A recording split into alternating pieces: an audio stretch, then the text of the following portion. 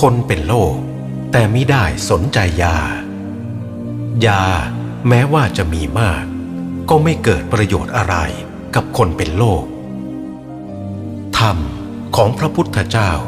ก็เป็นเช่นเดียวกันกับยานั้นยังมีอยู่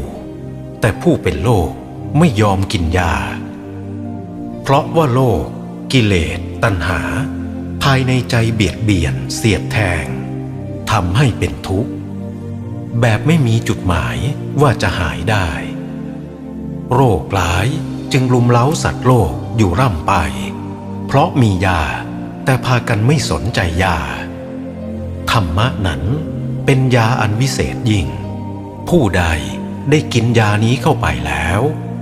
นอกจากจะรักษาโรคกิเลสตัณหาได้แล้วยาวิเศษอันนี้ยังสามารถตัดภพตัดชาติได้อีกด้วย